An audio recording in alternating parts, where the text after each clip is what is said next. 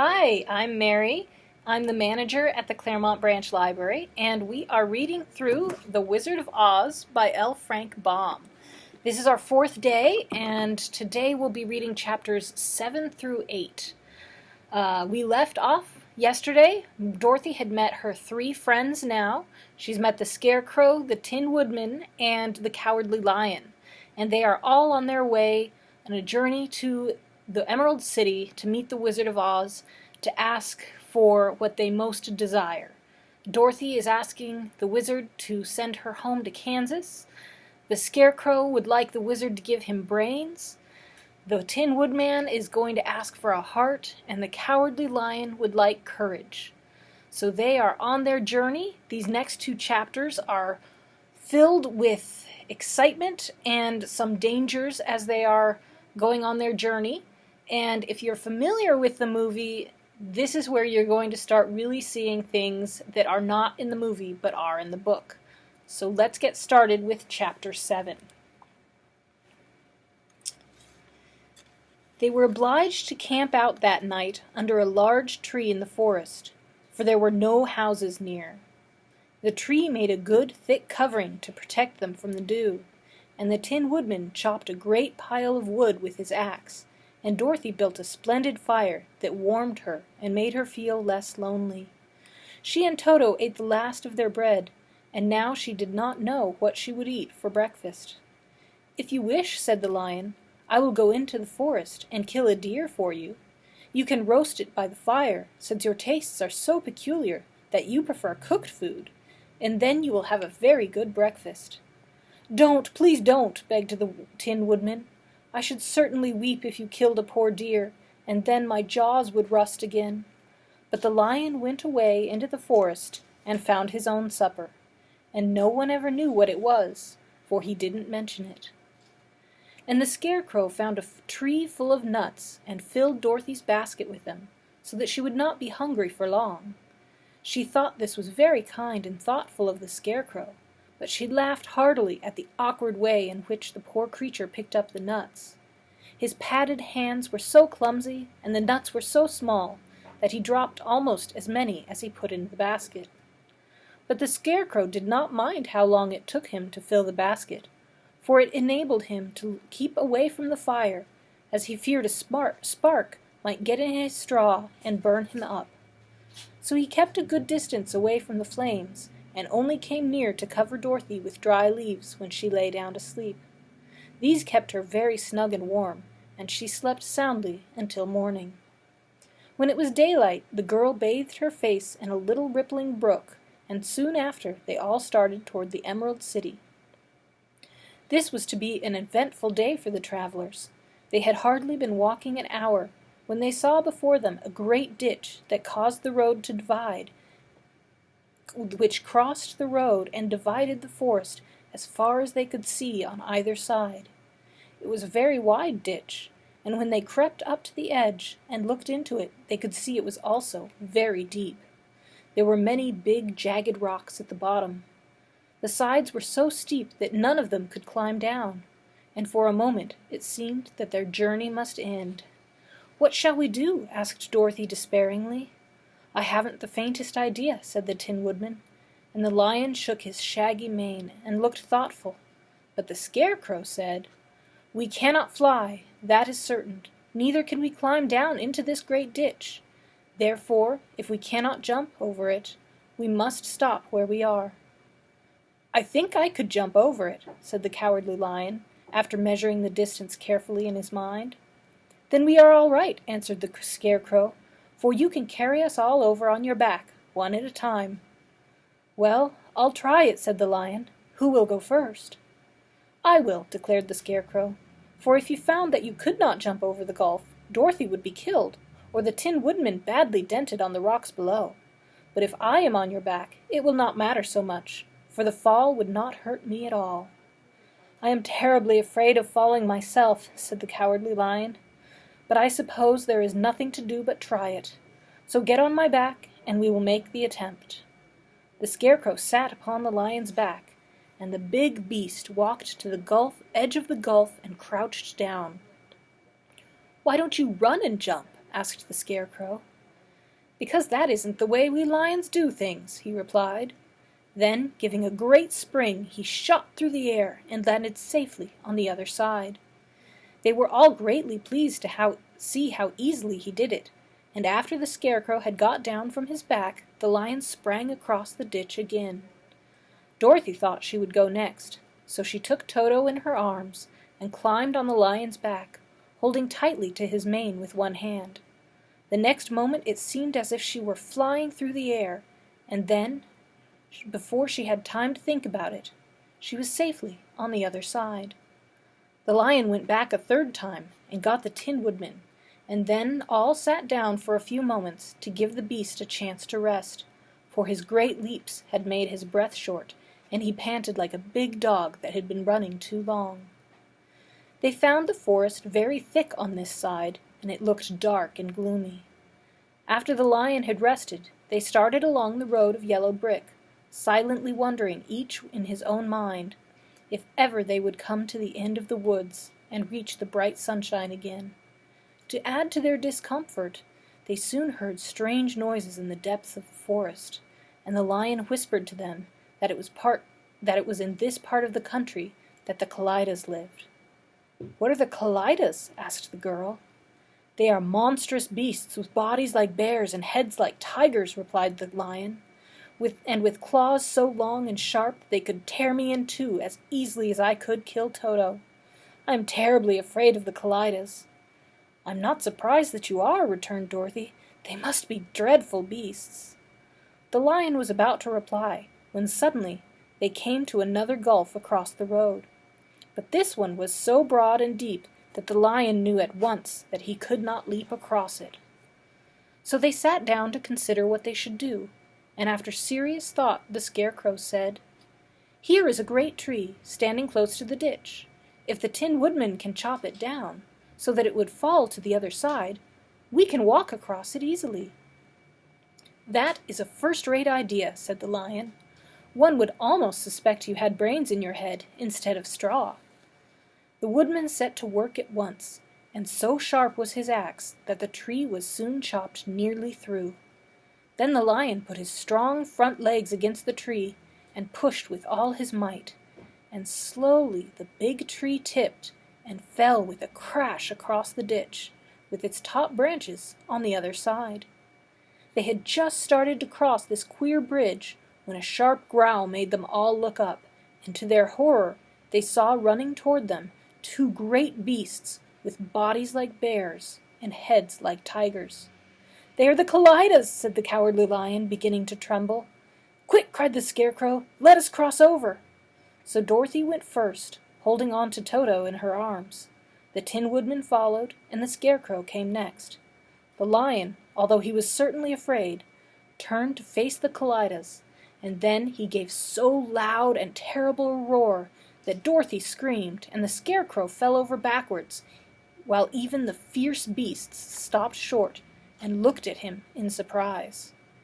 But, seeing they were bigger than the lion, and remembering that there were two of them and only one of him, the Kallidas again rushed forward, and the lion crossed over the tree and turned to see what they would do next. Without stopping an instant, the fierce beasts also began to cross the tree, and the lion said to Dorothy, "We are lost, for they will surely tear us to pieces with their sharp claws. But stand close behind me, and I will fight them for as long as I live." "Wait a minute!" cried the Scarecrow. He had been thinking what was the best thing to be done, and now he asked the woodman to chop away the end of the tree that rested on their side of the ditch. The Tin Woodman began to use his axe at once, and just as the two Kallidas were nearly across, the tree fell with a crash into the gulf, carrying the ugly, snarling brutes with it, and both were dashed to pieces on the sharp rocks at the bottom. "Well," said the Cowardly Lion, drawing a long breath of relief, "I see that we are going to live a little while longer, and I am glad of it, for it must be very uncomfortable not to be alive. Those creatures frightened me so badly that my heart is beating yet."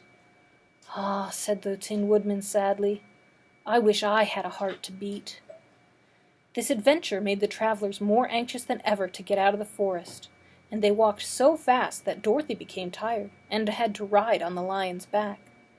To their great joy, the trees became thinner the farther they advanced, and in the afternoon they suddenly came upon a broad river, flowing swiftly just before them. On the other side of the water they could see the road of yellow brick running through a beautiful country, with green meadows dotted with bright flowers, and all the road bordered with trees hanging full of delicious fruits. They were greatly pleased to see this delightful country before them. "How shall we cross the river?" asked Dorothy. "That is easily done," said the Scarecrow. "The Tin Woodman must build us a raft, so we can float to the other side." So the woodman took his axe and began to chop down the small trees to make a raft. And while he was busy at this, the Scarecrow found on the river bank a tree full of fine fruit. This pleased Dorothy, who had eaten nothing but nuts all day, and she made a hearty meal of the ripe fruit.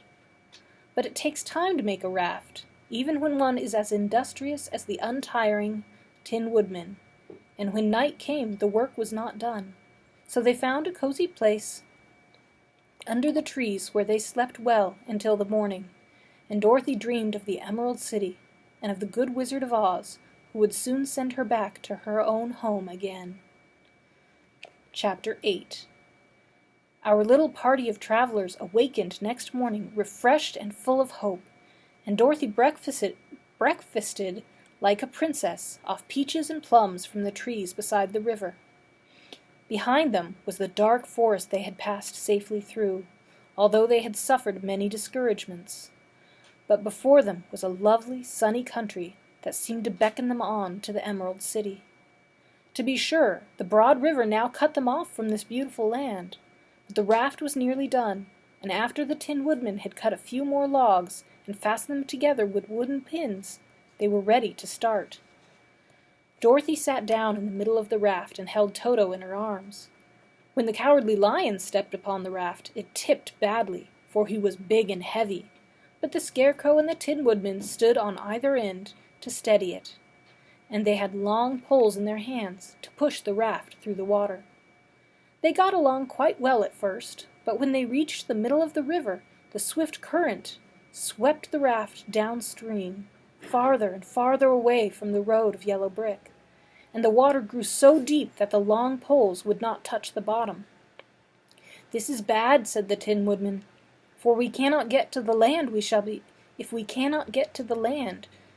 carried into the country of the Wicked Witch of the West, and she will enchant us and make her slaves." "And then I should get no brains," said the Scarecrow. "And I should get no courage," said the Cowardly Lion. "And I should get no heart," said the Tin Woodman. "And I should never get back to Kansas," said Dorothy. "We must certainly get to the Emerald City if we can," the Scarecrow continued, and he pushed so hard on his long pole that it stuck fast in the mud at the bottom of the river, and before he could pull it out again or let go, the raft was swept away, and the poor Scarecrow was left clinging to the pole in the middle of the river. "Goodbye," he called after them, and they were very sorry to leave him. Indeed, the Tin Woodman began to cry, but fortunately remembered that he might rust, and so dried his tears on Dorothy's apron. Of course this was a bad thing for the Scarecrow. I am now worse off than I was when I met Dorothy," he thought. "Then I was stuck on a pole in a cornfield, where I could make believe scare the crows, at any rate. But surely there is no use for a Scarecrow stuck on a pole in the middle of a river. I am afraid I shall never have any brains at all." Down the stream the raft floated, and the poor Scarecrow was left far behind. Then the Lion said, "Something must be done to save us. I think I can swim to the shore and pull the raft after me, if you will only hold fast to the tip of my tail." So he sprang into the water, and the Tin Woodman caught fast hold of his tail, when the Lion began to swim with all his might toward the shore. It was hard work, although he was so big, but by and by they were drawn out of the current, and then Dorothy took the Tin Woodman's long pole and helped push the raft to the land. They were all tired out when they reached the shore, at last and stepped off upon the pretty green grass, and they also knew the stream had carried them a long way past the yellow brick road that led to the Emerald City. "What shall we do now?" asked the Tin Woodman, as the Lion lay down on the grass to let the sun dry him. "We must get back to the road in some way," said Dorothy. "The best plan will be to walk along the river bank until we come to the road again," remarked the Lion. So when they were rested, Dorothy picked up her basket, and they started along the grassy bank, back to the road from which the river had carried them. It was a lovely country, with plenty of flowers and fruit trees and sunshine to cheer them, and had they not felt sorry for the poor Scarecrow, they could have been very happy. They walked along as fast as they could, Dorothy only stopping once to pick a beautiful flower, and after a time the Tin Woodman cried out, "Look!" Then they all looked at the river and saw the Scarecrow perched upon his pole in the middle of the water, looking lonely and sad. "What can we do to save him?" asked Dorothy. The Lion and the Woodman both shook their heads, for they did not know. So they sat down upon the bank and gazed wistfully at the Scarecrow, until a stork flew by, which, seeing them, stopped to rest at the water's edge. "Who are you, and where are you going?" asked the stork. "I am Dorothy," answered the girl, "and these are my friends, the Tin Woodman and the Cowardly Lion, and we are going to the Emerald City." "This isn't the road," said the stork, as she twisted her long neck and looked sharply at the queer party. "I know it," said Dorothy, "but we have lost the Scarecrow, and we are wondering how we shall get him again." "Where is he?" asked the stork. "Over there in the river," answered the girl. "If he wasn't so big and heavy, I would get him for you," remarked the stork. "He isn't heavy a bit," said Dorothy eagerly, "for he is stuffed with straw, and if you will bring him back to us, we shall thank you ever and ever so much." "Well, I'll try," said the stork, "but if I find he is too heavy to carry, I shall have to drop him in the river again." So the big bird flew into the air and over the water till she came to where the Scarecrow was perched on his pole. Then the stork with her great claws grabbed the Scarecrow by the arm and carried him up into the air and back to the bank where Dorothy and the Lion and the Tin Woodman and Toto were sitting. When the Scarecrow found himself among his friends again, he was so happy that he hugged them all, even the Lion and Toto. And as they walked along, he sang, "Tol-de-read-de-lo," at every step. He felt so gay. "I was afraid I should have to stay in the river forever," he said, "but the kind stork saved me, and if I ever get any brains, I shall find the stork again, and do it some kindness in return." "That's all right," said the stork, who was flying along beside them. "I always like to help anyone in trouble. But I must go now, for my babies are waiting in the nest for me. I hope you will find the Emerald City, and that Oz will help you."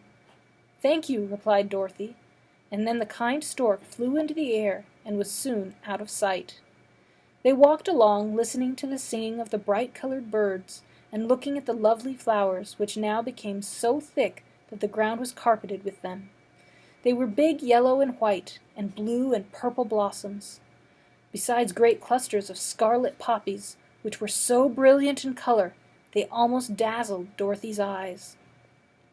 "Aren't they beautiful?" the girl asked, as she breathed in the spicy scent of the flowers. "I suppose so," answered the Scarecrow. "When I have brains, I shall probably like them better."